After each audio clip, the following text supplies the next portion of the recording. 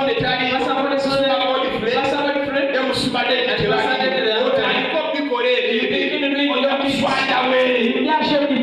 omusungu omugezi ajja kukomya okugenda ew'obuweereza. He will stop you from going to his place for minutes. Say amen. Bayibuli egamba The Bible says, banane Katonda let's speak like tokopakopa bintuntu we shouldn't be more fun to kubasumba nti asala that's like this and that. No. Mukama yebazi. Praise God. Waliwo omubuulizi omu yatugamba There is a man who omusumali awulira nga bw'anyeenya omutwe. the person is really shaking the nga ye kyekikula kye bw'ayogera omutwe gunyeenya. when he was speaking the head shakes. Mukama yebazi. Amen. Kati omuntu we n'agenda awantu okuwulira enjiri. And also his faith. N'akibuulira nga And also preach the awulira bw'anyeenya. Kati okunyeenya okutali kw'olidiro. And the shaking of not only Swaza bagenda byokula tebitegeereka. things were really not so clear. Oli kyekikula kye ntiro It was just bwebutwe gulyala Mukama yeebazibwe nga naawe otandika okunyeenya. and also begin to shake the head. Tokoperera bintuntu. Never even Faanana Katonda, faanana Yesu. Soma Bayibuli. read about Okole ebintu. do Yesu this. yakola. Katusome olunyiriri olusembayo. Yes, the last verse. Tumalirize. Matayo essula 6. Maanyi gange n'ekisa kyange kibeere ku bulamu bwo. Upon your life. Yesu n'abagamba And I told them, kakati now mbatuma I'm sending obuyinza bumpeereddwa obululu ku nsi ne wansi kati mbatuma mugende mu nsi yonna mubuulire enjiri. Mukama yeebazibwe. Oluyambagala n'oluyamba mugende mu nsi yonna mubuulire enjiri. Obubonero buno tugenda namu abakkiriza bajja kusabira abalwadde sajja kuwona bajja kuba dayimooni zikyagenda omunasanga emikono gyammwe ku balwadde bajja kusumulwa. Mukama yeebazibwe. Yesu teyagenda n'amaanyi ge teyagenda na mwoyo we bonna n'abisuuza mu bayigirizwa be n'agamba kati mbawadde obuyinza obalina amaanyi ogende mu nsi yonna mubuulire enjiri. Basobola banyabo eggulu terikubirayo basobola kutambula naggulu basobola kutambula na Katonda n'okukubirayo nedda.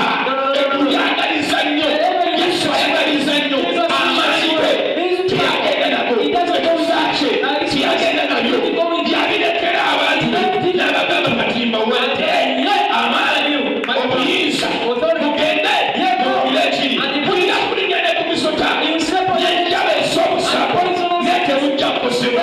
Emisota tegijja kubaluma. Mukama yeebazibwe.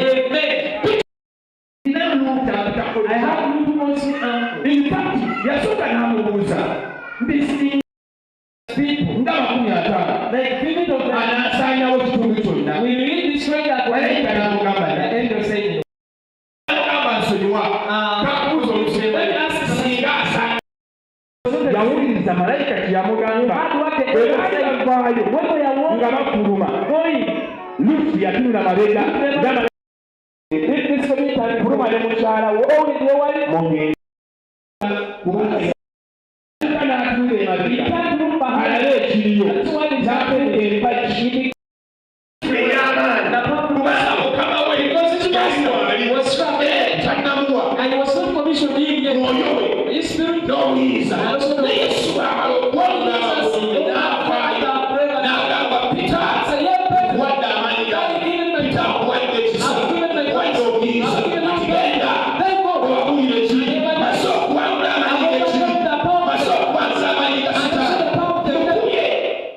mukubye eyo wansi mu ntaana maze n'okuguddako ebisumuluzo bayise ngamba nti yaddeyo ebisumuluzo n'abitwalisa ekkanisa agamba Pita kati genda Sitaani kyali ebisiza gyeri ebitwalisa gyeri endwadde gyeziri ebizibu gyeri abanakuwanyisa abanakuwanyisa gyebali naye genda wadde obuyinza n'amaanyi bagambirira bamute genda ekiriyo tetuwulira tulina obuyinza kubanga bwatuweebwa dayimooni tuzigoba lwa buyinza obwatuweebwa. Mukama yeebazibwe. Pita n'atandika okuwulira ekyo Bayibuli egamba nti Pita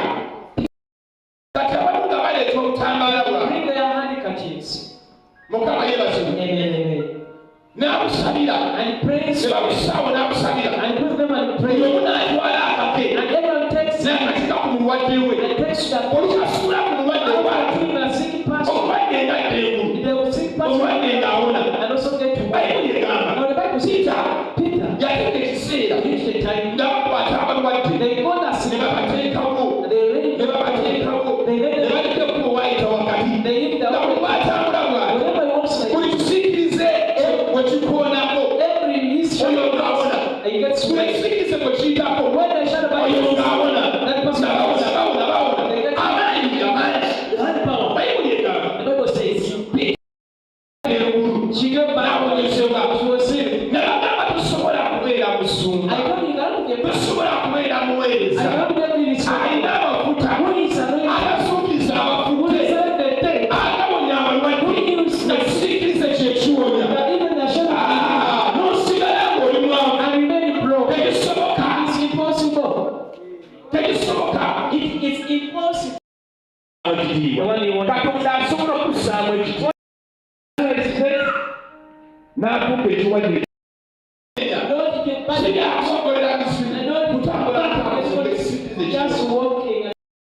Naye bakikozesa bubi. But they are using Bakikozesa bubi olw'ebigendere for waabyo. their motive. See, Mukama yeebazibwe. Amen. Yesu yanaaza abayigirizwa be ebigere. Jesus washed his disciples' feet. Nze wano siba naazaalako bigere. I've never washed Naye them. ekkanisa zibikola. But the church Naye is zibikola olw'ekigendererwa ekirala. doing it with Buli the. mwaka buli mwezi babeerawo saavisi nga yakunaaza bigere. There's a service of Naye worship. bwe kuba naasula ebigere, Whosoever they wash the feet, ogenda kuwaayo ensigo. you give it a seat. Bw'otawaayo ensigo tebakunaaza. When you don't give it a seat, Mukama yeebazibwe. Katonda yawandiikibwa mu ebire. in the suitcase. Naye Yesu teyanaaza abantu bano bigere. Jesus said, wash Bamuwe ensigo. to give him a Gye banaaza ebigere. He washed their feet, ng'abalaga obwagasimwanya gye bali. showing the love he has for Ng'abalaga them. nti abaagala nnyo. He loves them so much. Ng'abalaga nti muweereza waabwe. He is the son. N'akakkana n'abeera ku levo ey'okubaweereza n'ebigere ng'asobola okubiraaza. So if you need to know wash their feet, Ne tugamba wano tugenda kunaaza bantu bigere. when we say we are going to wash people's feet, Era nga olina kugira buzibu opening abamu. you have Abaana. to open